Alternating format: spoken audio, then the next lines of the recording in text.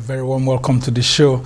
Now, as the race towards the 2023 elections gather momentum, the founder of the Household of God Church, Reverend Christopher Okotie, is calling for a postponement of the polls and proposing an interim government as the solution to Nigeria's political problems, which he says has not delivered democratic dividends to Nigerians.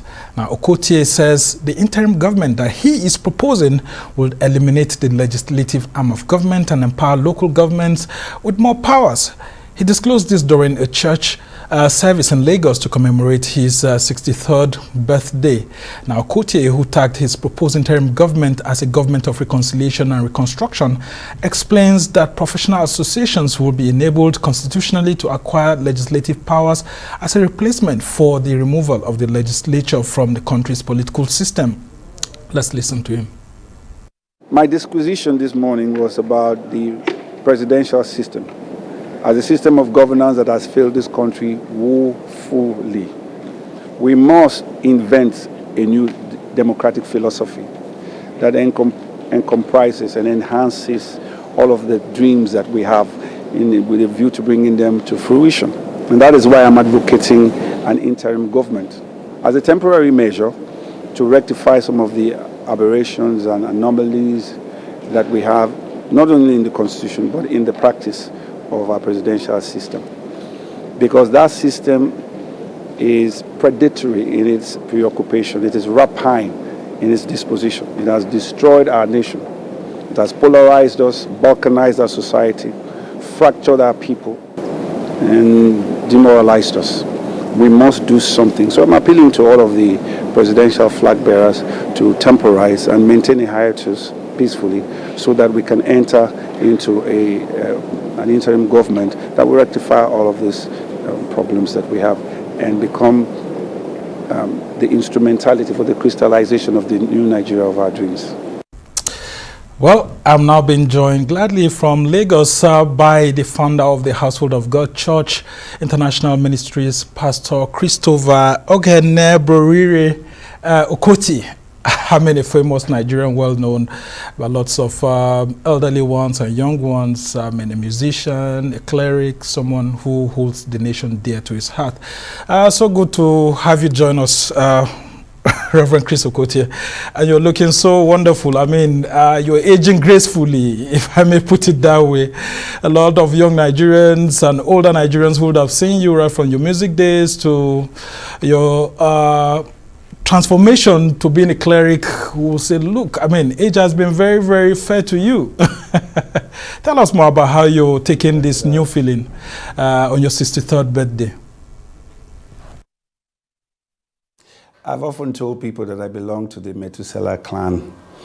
When you look at the Bible, it tells you that Methuselah was the oldest man in history.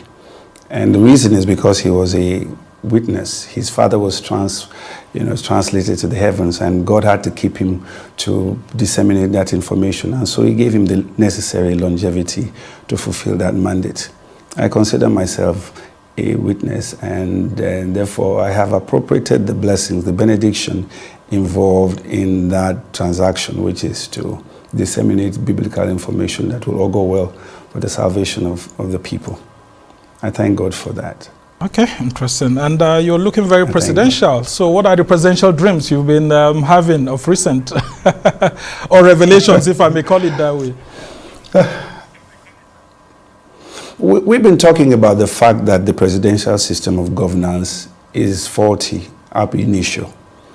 It has pulverized our national psyche. It has polarized us like never before. Our society is balkanized. We have become enemies, and we need to do something. We find that the democracy that we envisaged at the beginning is not what we are practicing today. What we are seeing is what I call partisanism. Government of the party for the party, or by the party for the party. See, and that is opposed to the classical definition of democracy, which is government of the people, by the people, for the party. For the people. So the party has taken over. That is why we are seeing all the aberrations and the abnormalities. And it has become necessary to do something, and something really drastic at this point. You're proposing an interim government. This has pitched you against lots of Nigerians because, I mean, a lot of Nigerians have very sour memory of interim governments in the country. And the last one we had was in 1993. And we all know what happened with the Shonekan government. In just 82 days, that government was sacked by the military. Aren't you trying to deconstruct the Nigerian state against its own people? Not at all. Not at all. It has become absolutely necessary to go into an interim government as a necessary, let me put it this way, a mechanism that would be needful for the crystallization of the new Nigeria of our dreams. If we proceed in this path, it's a journey in futility, it's a Sisyphean quest. It's like seeking to embrace some transient mirage. It's not going to work. It is true that the example that you give, that you just gave here, was fraught with difficulty, but that doesn't mean that we cannot practice it. There is nowhere else to go. This direction leads to nowhere. It's going to take us back to square one. And our society is so fractured at this time that we need something that will pacify the people. Some kind of a palliative, an amelioration that will heal the wounds of the Nigerian people. Because the party system, this system that we're practicing now is not democracy. I call it partisanism. Government of the party, by the party, for the party. It should be government from the people, for the people, with the people. That's what this is supposed to be. But that's not the case. We can enter into an interim government constructively, where we deal with the problems of our constitution. We deal with the federalism that we are supposed to be practicing, and all of the difficulties that we have encountered as a result of a misconception of what true federalism is. Now, there's a restructuring that must take place. Now, all of these things that we must do cannot be done by an external government. No government, no sitting government can do this because of, party considerations and things like that. So we need to deviate from this course and enter into an interim government. There's a philosophy in physics that is called solvitur ambulando. What it simply means is that as you move along, you will come to the solution. But I can say to you now that our presidential system has stagnated, completely struggled. So the next step we must take is to go into a place where we can bring sanity to our political climate, where we can begin to appreciate the responsibilities that leaders have. Okay, sorry to just cut in there, because I want us to be very straight and clear here. Where will the government derive the powers to be able to ask for an interim government to come in place? It was easier with the military to be able to call for an interim government, but not with a democratic government with a president that already has a secure tenure and the National Assembly that already has a secure tenure. Where will this new law or guiding form of legislation that will be able to allow for the formation of an interim government come from, considering that even you are a lawyer yourself, and you know that there must be procedures to be followed before such an interim government is put in place? I'm fully persuaded that the president has the capacity to effect all the necessary changes for the survival of our nation. There comes a time in the evolution of a nation where you have to take drastic measures if you don't want that nation to become extinct or to fall into a certain fragmentation that is irreconcilable. So what we must do is, like I said now, is galvanize the Nigerian people into a conversation that will lead to that kind of transition. And when we collate all this information, I'll send to the president as a transcript and to the House of Assembly. It's the will of the people. That's what democracy is predicated on. And if the people understand that that's the only way forward, the necessary laws can be made and the president can sign. And I believe this could be President Buhari's greatest legacy. It is absolutely needful, and there's no other way to go. The man was not made for the law was made for man. And therefore, we cannot get into a situation where we're saying there's a situation of such immutability that we cannot change it. It can't be changed. It must be flexible. It must be done in a manner that it reflects the wishes of the people, and then it guarantees the existence, a corporate existence of our nation. So I think it is very, very easy to do once we have the will, and the Assembly, the National Assembly, is in cahoots with the president as far as this is concerned. It can be engendered. And now, you must have heard legal luminary Chief Afe Babalola calling for almost the same thing that you're asking for. Is there a difference from what you're proposing from his own proposal, or you think it's almost the same vision that you both share? I have not examined the proposals that he's made, but the important thing is that he recognizes the need for an interim government. Nigeria needs to go into a surgical operation. There are too many aberrations within our constitution. That constitution is not a democratic constitution. The federalism that we're operating is not constitutional. That is an aberration of that definition. It's a terminological inexactitude. And I'm saying that things have degenerated to such a point that the difference between politicians and patriots will become very obvious. Are you a politician or are you a patriot? And if you're a patriot at this time, you know that concluding the presidential elections will take us nowhere. It is just going to take us back to square one. And that's why I appeal to the presidential flag bearers that they should temporize and maintain some kind of a hiatus to enable the Nigerian people gather themselves together, come under a canopy that will enable us restructure our nation and get on with the work of the pursuit of happiness to make sure that we still remain a nation. It can be done, and I believe that it will be done somehow. And with 8 months to the next general election, presidential election to be very specific, aren't you calling for anarchy? I mean, because we are close to the next election, why should we be going into an interim government? This same election is where the people exercise their will. You must understand, democracy in itself does not necessarily mean that people have to vote. It doesn't. It just requires assent. For instance, in 2019, President Buhari pulled about 15 million votes. That means it's not everybody who voted for him. But he became president because there is an acquiescence. There's an understanding that this, no matter how many people vote, whoever wins the largest number of votes becomes president. The people are in agreement with it. See, whether they vote or they don't. And so what we're talking about here is that we don't have to go to the polls. We don't. We just have to come to a point where there is an agreement and understanding that this process is inimical to the existence of our nation. And that if we continue this process, it will jeopardize the coexistence of all our people.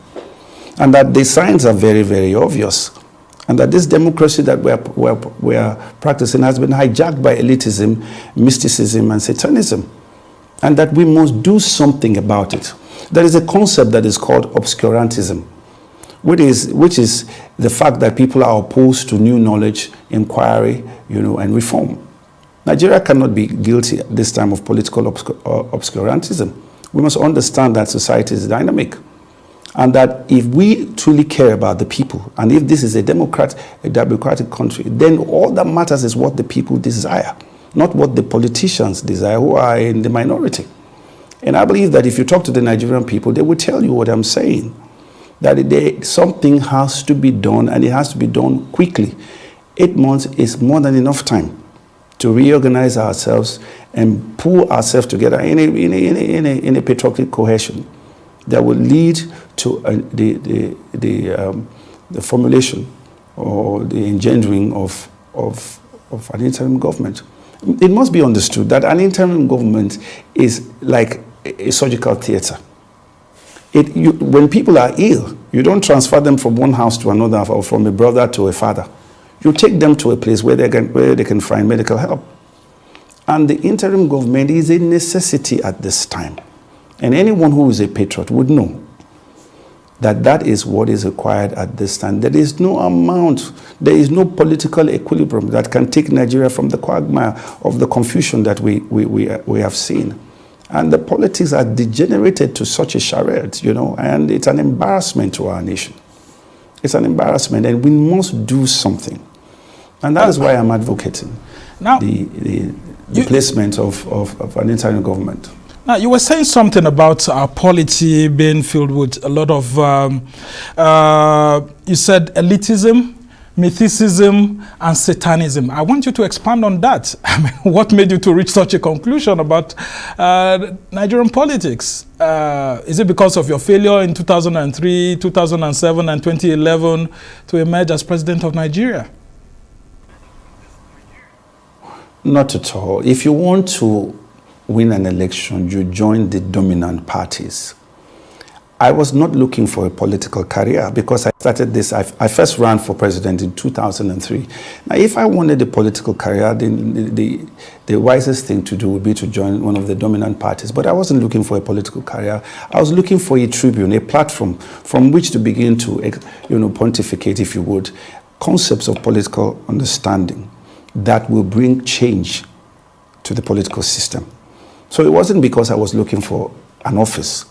That was just a platform to let Nigerians know what my intellectual capacity is and the capabilities that I have.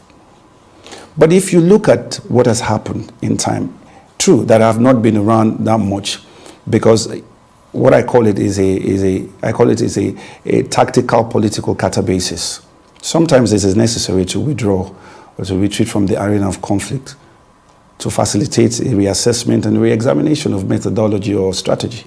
Now that hibernation creates a renewed zeal and recruitment at re-emergence. So I have not been idle. Like the eagle, I have maintained a vantage point or position in the firmament of political observation. And that is why I say that if you're going to fix the problem, you cannot be a part of the problem. I have not been a part of that problem deliberately because I have always known that the time is going to come when I'm going to be required to begin a certain advocacy for the people of the Nigerian state. Now, elitism is just that concept that we find in Nigeria, where we have what I call echelon politics. We have all those in the elitist club who pretend to be, you know, representatives of the people. But they are stooges. These are the ones who constitute the dramatis personae in the theater of political stoogism. When they speak, you hear their master's voice. It's ventriloquism.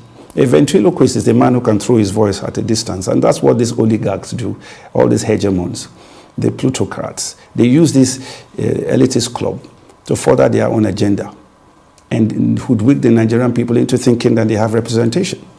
And that is not true.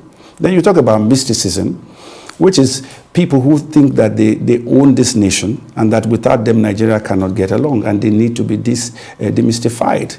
And they claim everything, what I call social irredentism. Everything belongs to them. And then you have Satanism, those who destroy the order. And they say, well, if my political party or if I don't win an election, then there will be chaos. This is the tripartite diabolical conspiracy that we have seen in the Nigerian politics. And that is why our politics has degenerated to such. It's like horse trading now. It is an embarrassment. It's a decimation of our national psyche. And I believe that the Nigerian state has stayed because there is a resilience that is embedded in our national psyche that must now be summoned to ameliorate the Nigerian people and rekindle faith in the Nigerian fraternity. And that is what I'm advocating. Because if we follow the path of politics, what is politics? It's just a science of governance. It is a sociological contraption that is devoid of emotion and conscience. What we're looking for is leadership. Because leadership, on the other hand, deals with the organization. It has to do with the communication of the human capacity within man in the organization of society for the subject of that society, which is the individual. So while politics looks at the state, leadership looks at the individual. And what is the state? That collective entity that represents a geographical expression of organized society. And that's where we have majored. And that's why I'm saying that this process has almost destroyed Nigeria. And you don't need me to tell you, go on the streets. Go on the streets and you see how we are so polarized. See how how much Nigerians have become enemies one with another. And it is just not going, it's not sustainable. And that is why we must do something, and we must do it now without any hesitation. Because procrastination is the thief of time, and we cannot afford it. We cannot afford it. Sometimes I get emotional about it, but I'm trying to restrain myself from the prolixity of political emotionalism. All right, if I may the truth of the matter is that... Yeah, sorry. If I may just interject here now, Pastor Chris, why would you want to put yourself at the center of this interim government that you're proposing? If the Nigerian people do accept what you're proposing, why must it be a Pastor Chris Okotie to head this government that you are proposing? And some of your critics who are politicians in the field will call you a failed politician, and you want to gain from a process you have never been a part of for a very long period of time. What will you say to them? I've never been bothered by what people say. There have been people who try to decipher the Chris Okotie enigma, and in their frustration, they articulate incoherent inconsistencies. For me, they are necessary. I call them a necessary comic relief from the tedium of the day. The truth of the matter is, for you to propose an agenda, you must have the understanding of how that agenda works. There must be a mechanical externalization of that which you have internalized. See, and like I said, if I wanted a political career, I would have joined the dominant parties. There are some of the people who are involved in the process today whose names are being touted, who were neophytes at the time I began this process. Some of them had not even come into a place where political consciousness was registered in their matrix. But yet, I stayed away from it because I recognized all along it was just not productive. It was just not going to work. And I believe that I have paid my dues, denominated in resilience and tenacity. That people who know me, who know my capacity and my intellectual capacity, will know that if I wanted to be a part of this bandwagon, I would have gone along and probably been in the hierarchy of governance by now. But I'm a patriot. I'm not a politician, I'm a patriot. And there's a vast difference. And that is why I have waited till this time, because I am a known face. My face is recognizable. And you think people that is... know who I am. They know my antecedents. You think that is enough for a Tinubu or Peter Obi or Atiku Abubakar to want to step down their ambition because a Pastor Chris is calling for an interim government to be put in place? No, that's not what I'm saying. To say that is to make it look as if I am trying to enter into a place of self-aggrandizement. That's not what I'm saying. I'm saying that we are at a place, at the cusp of a major crisis in our nation, and that patriots, those who still believe in the Nigerian brotherhood, must come together and profile solutions that will augur well for the unity and the well-being of our nation. And that's what I'm doing. I'm not the only one. I am just a popular voice, a recognizable face. And I believe that I have the solution to our problem. It is not my problem, it is our problem. It's our collective responsibility. We have the same destiny. No matter what it is that we do, no matter which political party that we belong to, we share the same destiny. And I'm saying here that these are great men. His Excellency, Abubakar Atiku, His Excellency Ahmed Bola Tinubu, His Excellency Peter Obi. These are great men, and ordinarily ought to go forward and find out if the Nigerian people are interested in their liberty, in their leadership. But what I'm saying is that that would not be the right process or the right path at this time because of all the circumstances, the existential adversaries that we have and the problems that face us today. And I know that they are patriots. And they're not doing it because Okotie said, they are doing it because Nigeria needs that.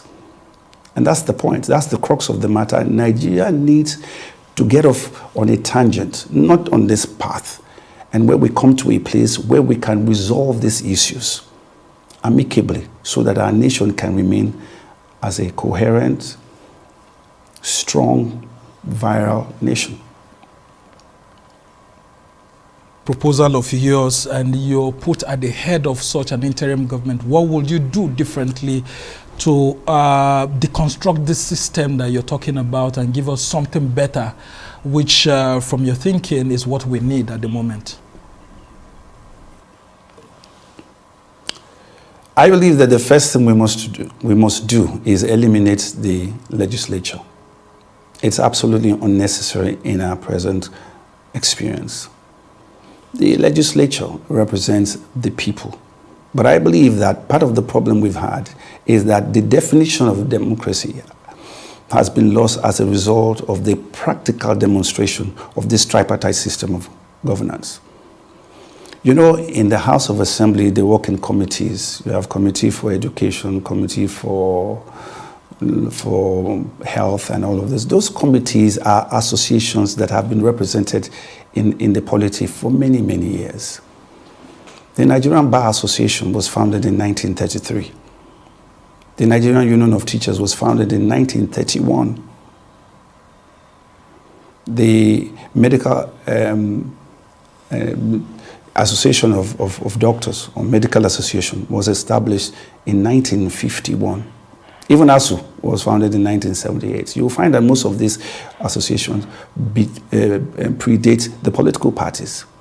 And these are groups that band together, doctors banding together, lawyers banding together, market women banding together by a concept of what I call the concept of gregarious socialization. They form an organic nexus by way of endeavor and enterprise. And they have been in the polity for years. What I'm saying is, give them legislative powers. Enable them to have the capacity to make laws that affect them in their specialized areas of the firmament, so that we do not have to cater for all of these legislators and all the billions of naira that we spend. People representing people when the people can represent themselves. That's what I'm saying. When you eliminate that, then you eliminate political parties, because there is nowhere in the definition of democracy that political parties are a necessity. It was just something that was created by the rich people to dominate the poor. See, it's a patrician system. You don't need political parties to elect leadership. You don't. It's a venture that was created by the rich people, by the plutocrats, the oligarchs, the hegemons. I'm saying that if we allow the Nigerian people to if I may interject here, are you not calling for diarchy, a mixture of a military sort of government and a democratic government? Because we've seen this happening. And how different is this solution that you're proffering from the parliamentary system, where, of course, we do not have governors? I mean, we've practiced parliamentary system before. You don't have governors. Governors are eliminated, but there's always a National Assembly in place. But now you're calling for the elimination of the National Assembly itself, which is the symbol of democratic development or democracy itself. If you're doing that, aren't we going back to military rule? Because in military rule, you only have the executive and all of this. No, you probably didn't hear what I said. I didn't say that there wouldn't be legislation. I said that power will be transferred to the Nigerian people. So, for instance, you want to make a law concerning health. You go to the Nigerian Medical Association. You empower them to have the capacity to make the laws or start that process. I'm saying the Nigerian people will represent themselves. You want to make a law on transportation. You don't go to some senator or some member of the House of Reps. You go to the Transporter or Transport Association of Nigeria. They know what exactly is going on in that firmament, and they'll be able to give you laws that are more practicable. I'm saying you transfer legislative responsibilities to these professional associations. And they are not paid. They're volunteers. See? That's what I'm saying. And the cost of maintaining this tripartite system of government will be highly reduced. So when you give that autonomy to the people, then you are being more democratic. This is what I'm saying. You are not saying, you are saying that the legislature is if it is eliminated, then we're going back to maybe it's diarchy or some military. No, that's not what I'm saying. I don't think you're understanding what I'm saying. I'm saying give the Nigerian people the authorization to make laws for themselves. They already have representations within the polity. They don't need you to duplicate that in the House of Assembly. That's all I'm saying. And when you do that, then you don't need political parties. And if you don't have political parties, then you don't need ministers. You don't need governors. We can have some kind of superintendents in the states. I have a solution for that. We can elect, we can get through the same process of using that, what I call the democratic box, where you draw from. If you say you are interested in a particular position, you qualify for it, you know, and then your name is put in the box, and people come and draw. And if your name comes out, then that's your position. We don't need campaigns. We don't need godfatherism. Pastor Chris, as we try to round off this conversation, I just want you to point out where in the world we've had this system of government running, the same system that you're proposing, quickly.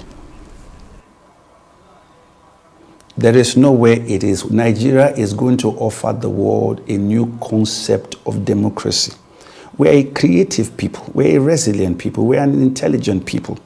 We don't need to enter into this system that is an affront to our cultural sensibilities. We have borrowed from Britain, it didn't work. We've borrowed from America, it didn't work. So we are overwhelmed by a fatalistic mimic spirit. We can create a system of governance that is in consonance with our cultural realities. So many times when I hear people comparing Nigeria with Malaysia, with South Africa, with this, I say to them, yeah, you may do that but the comparisons only hold true in academic dissertations and humdrum political punditry. All right. Yes, there might be parallels. There might be parallels in the geopolitical achievement quotient, but these comparisons are inconsistent with our contextual realities. And I'm saying that Nigeria can create a system that is viable. All right. Many of us have been in the university. Well, we must thank you so much, Pastor Chris Okotie, for this innovative democratic governance system that you're proposing, and Nigeria is going to be the very first in the world that will practice it. Is it a revelation from God, actually, to help the country out? I